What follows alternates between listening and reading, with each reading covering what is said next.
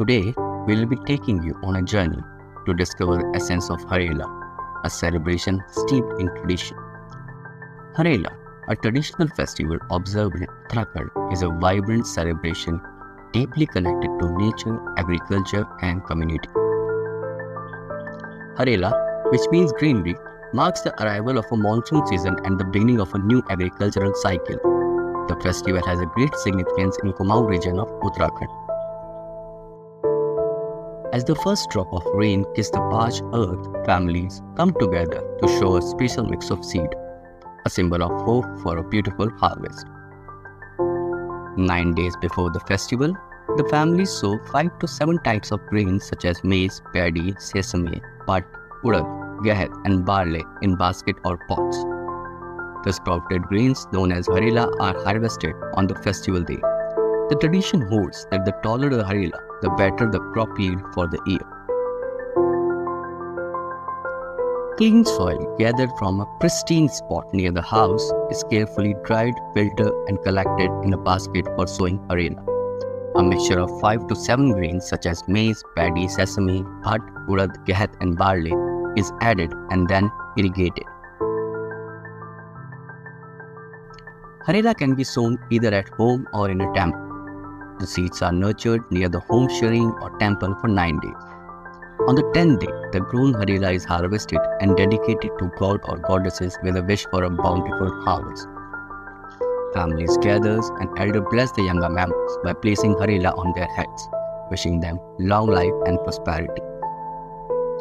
The ritual is complete, but the essence of harela, the promise of a new beginning and the blessings of the earth, takes root in the hearts of those who celebrate it. Harela हमारा ये उत्तराखंड में जो कुमाऊं मंडल है इसका बहुत ही महत्वपूर्ण एक ये त्यौहार रहा है और ये कृषि से संबंधित रहा है। इसके पहले जब हम कुमाऊं में थे तो इस दिन हमारे यहाँ कुमाऊं जो मजिस्ट्रेट या डीएम जो भी होता था तो वो छुट्टी घोषित करता था आज के दिन। आज तो उत्तराखंड में पूरे इसमें छुट्टी हो जाती है और ये कृषि प्रधान पर्व है ये हमारा। और ये इतना महत्व का है कि पहले क्या होता था कि जब भी कहीं बाहर रहता था अपने गांव से नौकरी पर गया है या सीमा पर है तो वो इस पर्व के दिन ज़रूर आता था। तो इसका इतना महत्व है इसलिए कि इस पर्व के दिन कहते हैं कि लिया हुआ आशीर्वाद जो है बहुत फलता फूलता है। जैसे हरियाली फलती फूलती है ऐसे ही ये भी फलता फूलता है क्योंकि सावन के इसके अगले दिन से फिर सावन शुरू हो जाता है। और इसमें हमारे यहाँ 7 अनाज बोने की प्रथा रही है क्योंकि कृषि प्रधान होने के कारण हमारा क्षेत्र जो है इसमें एक तो इसमें मिट्टी की क्वालिटी पता लग जाती थी, दूसरा इसमें अनाज उगेगा या नहीं उगेगा उसकी क्वालिटी पता लग जाती, बीज उपयोगी है या नहीं। तो इसलिए 7 अनाज जो मुख्य अनाज हमारे यहाँ होते थे, भट्ट हो गया, गौत हो गया और ये मक्का हो गया, इस तरह से करके 7 मोटे अनाज, चने हो गया, तो ये बोए जाते थे। और उससे पता लग जाता है जैसे मान लो कहीं की किसी खेत की मिट्टी उठा करके लाए हैं, अगर वहाँ पर ज़्यादा सिलाप होगी उस मिट्टी में तो उसमें वो उगेगा नहीं। ये जो भी हम बोते हैं ज़्यादा अगर सिलाप वाली मिट्टी हो जाए तो उसमें अनाज उगता नहीं है। तो वो भी एक मिट्टी का भी इसमें मतलब जांच हो जाती थी। तो बहुत सारे ऐसे हमारे वैज्ञानिक वो है जो इसमें इस तथ्य इसके साथ जुड़े हुए हैं। और दूसरा ये है कि इसमें 7 अनाज के साथ साथ हमारे यहाँ जो ये इस दिन हमारे यहाँ मूर्ति बनाने का भी इसमें, जिसको हम डिकारे बोलते हैं। बच्चे घर में खेल खेल में मूर्तियाँ बनाते थे जिसको हम मूर्ति को डिकारे बोलते हैं। तो उसमें उस डिकारों में शिव जी का परिवार बनता था क्योंकि अब आने वाला महीना शिव जी का होता है तो शिव जी को ही समर्पित होता है। तो शिव जी का पूरा परिवार उसमें बनता है, शिव जी के गण उसमें बनते हैं, क्या कहते हैं, मूषक बनता है और ये नंदी बनता है, तो सब पूरा ही बनता है। और उससे हरेला जिस दिन कटता है उससे एक दिन पहले डिकारे की पूजा होगी। तो उस पूजा में बहुत ज़्यादा ताम झाम नहीं होता, घर में ऐसी पूजा वूजा करते हैं। उसके बाद आरती वारती प्रसाद जो बनता है और उसमें यह कि एक किस्म से हम सावन में जो शिव जी आ रहे हैं उनका एक किस्म से स्वागत सा ये हम लोग करते हैं, ये करते आए हैं। हालांकि अब तो डिकारे बनते नहीं हैं, लोग बनाते नहीं हैं, शहरों में आ गए। और अभी जैसे इस बीच इतनी बारिश हुई तो मैं भी डिकारे नहीं बना पाई, नहीं तो आपको यहाँ पर डिकारे मिलते मेरे। मैं इसलिए पेपर पे बना रही थी अभी ताकि कल को उसका पूजा हम कर लेंगे, क्योंकि यहाँ से मिट्टी घर से ही लेते हैं, इसमें बहुत गीली मिट्टी है तो उसमें बनना थोड़ा मुश्किल हो जाता है। तो डिकारों की पूजा में फिर हम लोग वही भजन कीर्तन ये होता है। और आज से हमारे यहाँ रात्रि जागरण भी होते हैं, जिसमें रात भर जाग करके समय के अनुसार हर भजन होते हैं। सुबह का भजन होता है, संध्या का भजन होता है। तो इस तरह से एक पूरा महीना जो है हमारा एक पर्व का होता है महीना। तो आज से हमारे यहाँ ये पूरा चौमासा जो है पर्व का महीना। Germinating seeds in Harela acts as a test for the upcoming crop year, whereas sowing mixed seed reflects the traditional practice of mixed farming, promoting biodiversity. Celebrating nature by planting trees is also a significant part of the celebration, promoting environmental consciousness. The festival fosters social harmony through shared celebration and collective participation.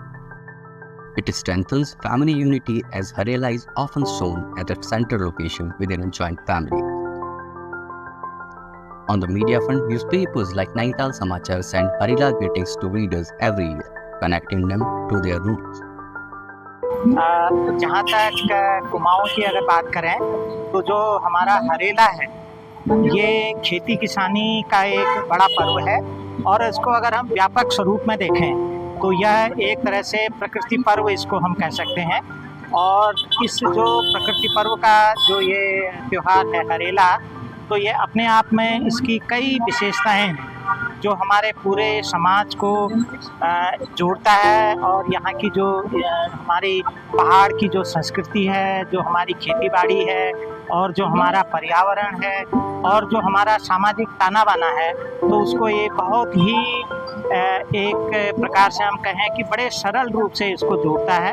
और इन सबसे ऊपर जो हमारा जो ये हरेले का त्यौहार है, तो ये एक जो सामाजिक जितने हमारे प्राणी हैं तो उनको एक तरह से उनके दीर्घायु होने की और उनके अनंत रूप से चलते रहने का एक शुभाशीष देता है। जैसे कि हरेले के दिन हमारे जो पहाड़ के जो पुराने जो बुजुर्ग लोग होते हैं, तो अपने परिवार में और अपने पड़ोस में जो बच्चे होते हैं, जो और लोग जो सदस्य होते हैं, तो उनको आशीष देते हैं। आशीष देने की परंपरा रहती है, और वह आशीष देने की परंपरा भी कितनी एक महान है, तो मैं उसके दो शब्द मैं आपको बताता हूँ।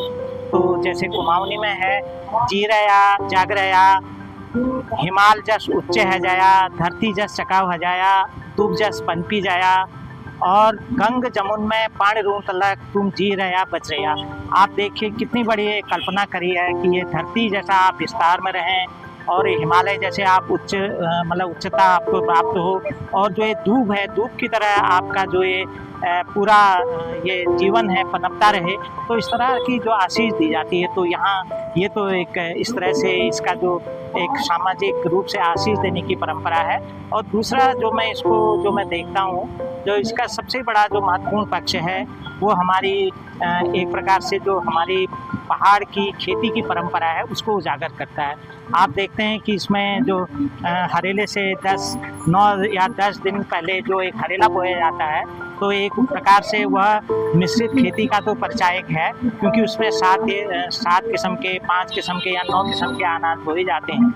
ये एक प्रकार से उसके हमारे जो लोक विज्ञान था, तो उसमें जो बीज अंकुरण की प्रक्रिया को जानने के लिए और उस मिट्टी की गुणवत्ता को जानने के लिए कि हमारी आगामी फसल कैसी होगी, तो एक पूर्वानुमान भी एक प्रकार से कहा जा सकता है, ऐसे कई लोगों का मानना है।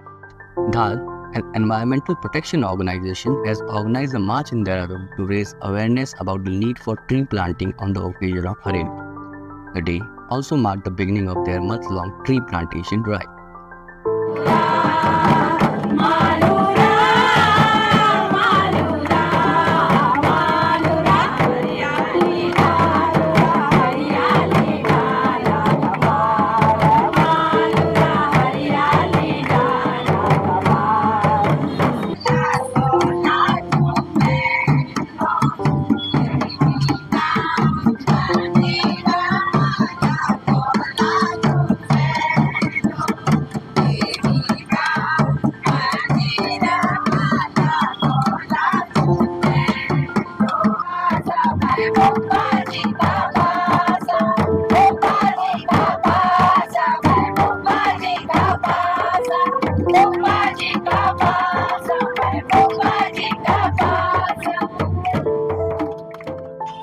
कैसी राजधानी है, ये कैसी राजधानी है, ये कैसी राजधानी है, ये कैसी राजधानी है। हवा में कहर घुलता है, वो जहरीला सा पानी है। ये कैसी राजधानी है, ये कैसी राजधानी है। हवा में कहर घुलता है, वो जहरीला सा पानी है। ये कैसी हरियाणा असल में उत्तराखंड का एक ऐसा लोक पर्व है जो उत्तराखंड की धरती की कृषि, खेती और पर्यावरण से ऊर्जा है। इस मौसम में लोग पहाड़ों में नए पौधे लगाया करते थे, जिसके वृक्ष बनते थे। हमारी फसलों के लिए जो बारानाजा बोया जाता था, ताकि हमें आने वाली फसलों का पूर्वानुमान लगे कौन सी फसल बेहतर होनी है। और उत्तराखंड का ये लोक पर्व वर्षों तक धरती में मनाया जाता रहा। आज भी अनुष्ठान के रूप में बहुत सारी जगह मनाया जाता है। लेकिन जब हम लोगों ने देखा कि उत्तराखंड से एक बड़ी संख्या में लोगों का माइग्रेशन हुआ, लोग शहरों की तरफ माइग्रेट हुई, बड़ी संख्या माइग्रेट हुई, तो हम लोगों ने महसूस किया कि उत्तराखंड के जो लोक पर्व है वो कहीं ना कहीं हमारी आदतों से गायब हुए। और उनका जो एक बड़ा गहरा महत्व था हमारे जीवन में इस दुनिया के लिए। और वो जो एक समझ लो कि आदिवासी समाज की कुछ खूबियाँ होती है, वो प्रकृति के साथ रहते हुए अपने पर्व पैदा करता है, तो वो खूबसूरती इन पर्वों में थी, वो कहीं गायब हुई। तो हम लोगों ने धात की तरफ से 2010 में इस प्रयास को दोबारा रिवाइव करने का तय किया। और हमने सोचा कि शहरों में जो बड़ी जनसंख्या पहाड़ की नीचे आई है, उनको कहा जाए कि लोग हरियाणा के माने वृक्षारोपण के पर्व से जुड़े।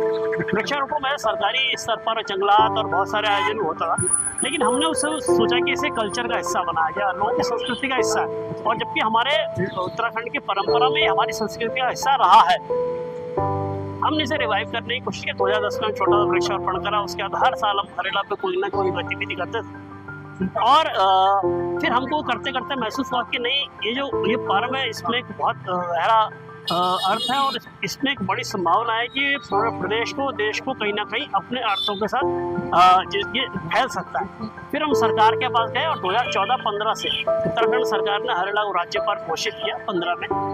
और तब से उत्तराखंड शासन इसे हर साल मनाता है 15 से। अब छुट्टियां भी होती है इस पे, पूरे प्रदेश के हर डिपार्टमेंट में इस तरह का पर्व का आयोजन होता है। तो एक तरह से अब ये पर्व जो है व्यापक रूप से फैल गया।